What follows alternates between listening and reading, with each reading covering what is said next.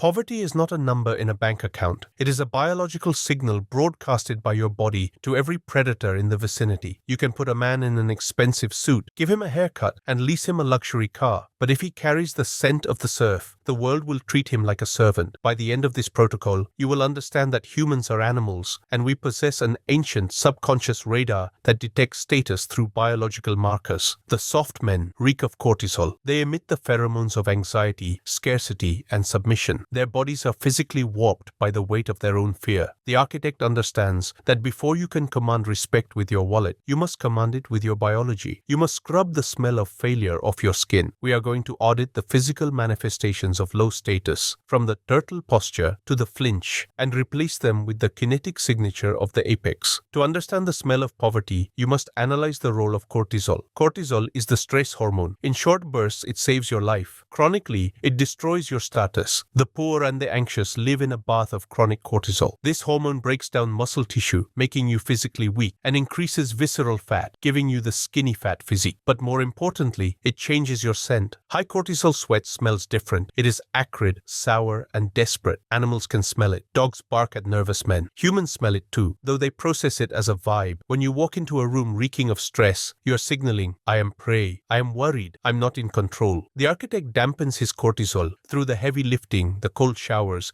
and the financial sovereignty we discussed. You lower your baseline stress. You stop smelling like a victim. You start smelling like a neutral agent of chaos, calm, dangerous, and odorless. The most visible marker of the loser is the tech-neck turtle posture. Look at the soft men in a coffee shop. They are hunched over their phones. Their shoulders are rolled forward. Their heads are jutting out. They are protecting their vital organs, heart and throat, because their lizard brain feels threatened. This is the posture of submission. It literally makes you smaller. It compresses your lungs, leading to shallow breathing, which signals anxiety to your nervous system, creating a feedback loop of fear. The architect occupies space. You retract the scapula. You open the chest. You expose the throat. This is a biological gamble. By exposing your vitals, you are signaling, I am not afraid of attack because I can defend myself. This is the gorilla silhouette. When you stand tall, your testosterone rises and your cortisol drops. It is a biological hack. You cannot be a king if you stand like a serf. We must also confront the mouth breather. Breathing through the mouth is a definitive marker of low genetic quality and high anxiety. It alters the structure of the face, causing the jaw to recede and the eyes to droop, the adenoid face. It signals that you are in a state of fight or flight, gasping for air. The architect breathes through the nose. Nasal breathing increases nitric oxide production, which dilates blood vessels and lowers blood pressure. It is silent. It is controlled. A man who breathes silently through his nose while under pressure appears unflappable. A man who pants through his mouth appears overwhelmed. You must tape your mouth at night, mouth taping, to train your system. You must consciously shut your mouth during the day. The simple act of sealing your lips changes the way the world perceives your intelligence and your composure. The flinch response is the micro-movement that betrays your insecurity. When a loud noise happens or someone moves quickly, the soft man flinches. He jerks. His eyes dart. He is hyper-vigilant because he feels unsafe. He is scanning for threats because he knows he is weak. The architect trains the stillness. You suppress the startle reflex. When the waiter drops a tray, you do not jump. You do not look. You maintain your gaze. This lack of reaction is terrifying to others. It signals that you have assessed the threat and deemed it unworthy of your attention, or it signals that you are the most dangerous thing in the room. Either way, it projects power. The man who jumps at shadows is the man who gets eaten by the tiger. The man who ignores the shadows is the tiger. Finally, we must look at the walk. The loser walks with a shuffling gait. His feet drag. His steps are short and tentative. He is trying not to disturb the earth. He is apologizing for his existence with every step. He creates no rhythm. The architect walks with kinetic intent. You push off the ball of the foot. Your stride is long. Your head is level. You are not walking to get somewhere. You are walking through the world you own. The cadence of your walk sets the tempo for the people around you. If you walk slow and confident, people will slow down to match you. If you shuffle and rush, people will ignore you. The walk is the first negotiation you have with a stranger before you even speak. If your walk says, I'm sorry, your mouth can never say, I'm in charge. The biological markers of poverty are screaming the truth about your internal state. You can buy the Rolex, but if you hunch, pant, flinch, and shuffle, the Rolex looks fake. You must reconstruct the animal. You must stand like a predator, breathe like a master, and move like a force of nature. You can dress a man in a tuxedo, but if he smells like synthetic lavender and cheap detergent, he is signaling that he belongs to the underclass. The scent of poverty is not just the smell of unwashed bodies, it is the smell of the chemicals used to mask that reality. The soft men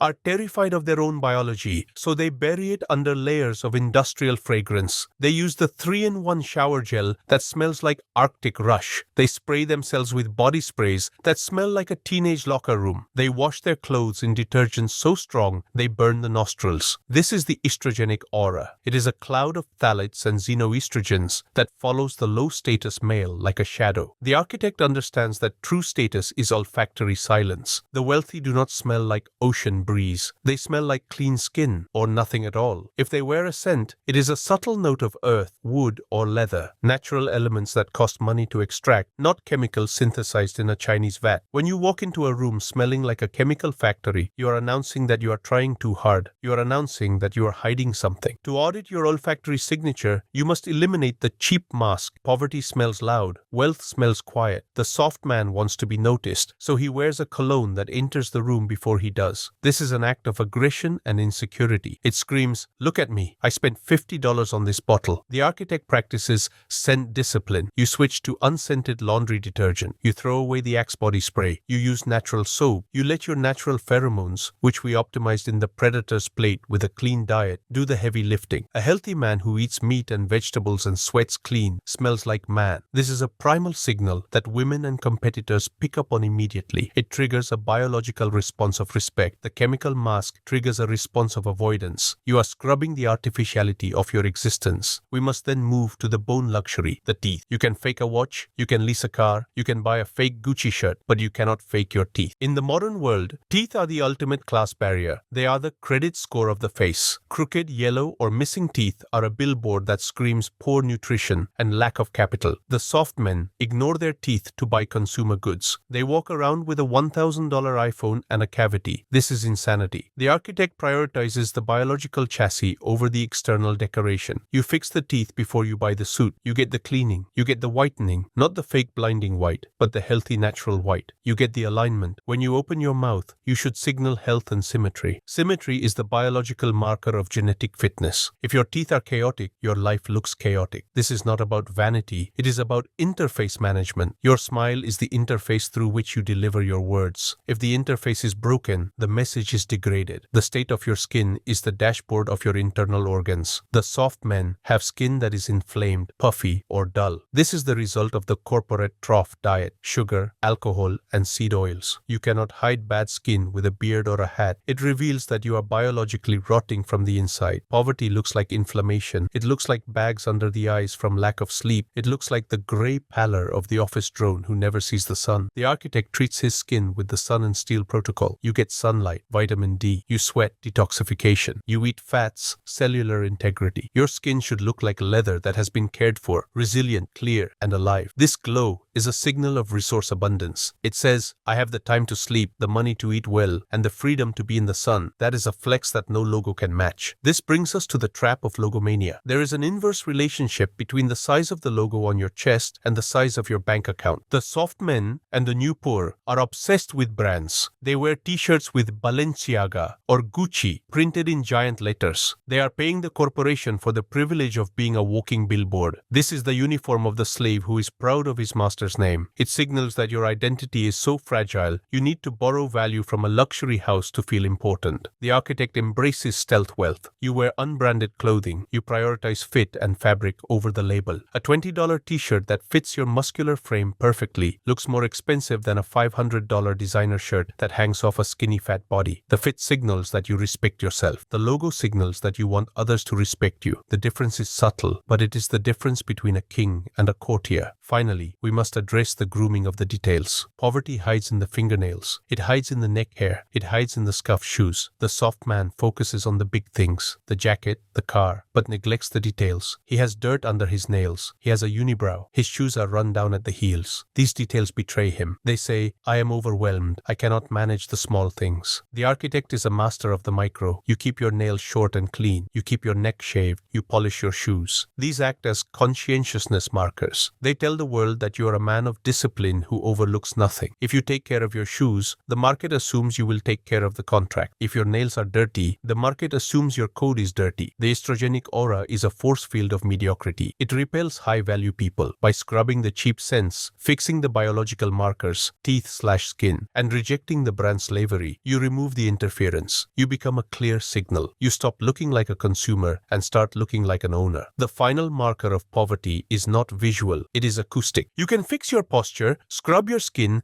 and dress in stealth wealth, but the moment you open your mouth, your voice can betray you as a fraud. The soft men speak with the vocal signature of submission. They speak too fast, too high, and too uncertainly. They are terrified that if they stop talking, they will lose the floor, so they fill every second with noise. They are terrified that they are wrong, so they turn every statement into a question. The architect understands that the voice is a physical instrument that projects your reality into the minds of others. If the instrument is out of tune, the music is dissonant. By the end of this protocol, you will understand that authority has a specific frequency. It is slow, it is low, it is silent. We are going to strip the semantic anxiety from your speech and replace it with the heavy, undeniable resonance of a man who expects to be obeyed. 1. The velocity of fear. Why you talk too fast. The primary acoustic marker of low status is speed. The soft man rushes his words. He speaks in a rapid-fire staccato, tripping over his own sentences. Why? Because subconsciously, he believes that his time is not valuable and that the other person is doing him a favor by listening. He fears being interrupted, so he tries to cram as much data as possible into the smallest window of time. This is the behavior of a beggar asking for change before the window rolls up. It signals desperation. The architect utilizes time dilation. You slow down. You speak at a cadence that feels uncomfortably slow to a nervous man. By slowing down, you are signaling, I'm the most important person in this conversation. I'm not afraid of being interrupted because I hold the frame. You will wait for my next word. This artificially lowers the heart rate of everyone in the room. It creates a gravitational pull. When you speak slowly, people lean in. They have to work to hear you. You are making them invest energy in your words, which increases the value of those words. Speed is for the salesman. Slowness is for the CEO. 2. The upspeak epidemic, the sound of uncertainty. The most pathetic vocal habit of the modern generation is upspeak, high-rising terminal. This is the tendency to end a declarative sentence with a rising intonation, making it sound like a question. My name is John. I have the report ready. The price is 5,000. The soft men do this to seek validation. They are subconsciously asking, is this okay? Do you agree with me? Please don't hurt me. It is a beta mechanism designed to diffuse conflict by removing all authority from the statement. The architect speaks with a downward inflection. When you finish a sentence, your pitch goes down. It lands with a thud. My name is John, period. The price is 5,000, period. This signals finality. It signals that the statement is a fact of reality, not a proposal for debate. It creates acoustic certainty. When you use the downward inflection, you strip the listener of the ability to question you effortlessly. They have to actively fight against the weight of your tone. Most people are too lazy or too weak to do that, so they simply accept your reality. You must record yourself and audit your speech. If you hear a question mark where there should be a period, you are leaking power. 3. The fear of the void, eradicating the fillers. These are the parasites of speech. The soft men use them to plug the silence because they are terrified of the void. Silence makes them anxious. They feel that if there is a gap in the noise, the connection is broken, so they vomit verbal garbage to fill the air. These fillers dilute your message. They make you sound unprocessed and scatterbrained. They tell the listener that your mouth is moving faster than your mind. The architect weaponizes the tactical pause. You delete the fillers and replace them with nothing. Silence. When you are searching for a word or when you want to emphasize a point, you stop. You look them in the eye. You let the silence hang in the air for 2, 3, 4 seconds. In that silence, the tension builds. The listener's brain goes into hyperdrive, waiting for the resolution. When you finally drop the word, it hits like a hammer. The pause is the ultimate power move. It shows that you are comfortable in the void. It shows that you do not need to entertain them. You are comfortable with the tension. The man who can hold the longest pause wins the negotiation. 4. The resonance of testosterone. Chest versus head biology dictates that larger animals have deeper voices. A deep voice signals size, testosterone, and threat capacity. The soft men speak from the head or the throat. Their voice is thin, reedy, and nasal. It vibrates in the mask of the face. This happens because they are shallow breathers, as we discussed in part 1, and because they are socially anxious, which tightens the vocal cords. A high-pitched nasal voice is biologically coded as childlike or safe. It does not command respect, it commands pity. The architect trains the chest voice. You speak from the diaphragm. You visualize the sound originating from your solar plexus, not your mouth. This adds bass and timbre to your signature. You are not faking a Batman voice. You are simply allowing your natural resonance to bypass the constriction of anxiety. When you speak from the chest, the sound waves physically vibrate the listener's body. It is a visceral experience. It triggers a primal acknowledgement of dominance. You can train this by humming low in your chest before a meeting, warming up the lower register. You drop your jaw. You relax your throat. You let the sound fall out of you like a heavy stone rather than pushing it out like a dart. V. The vocabulary of the victim. Finally, we must scrub the software of the tongue. The words you choose program your own psychology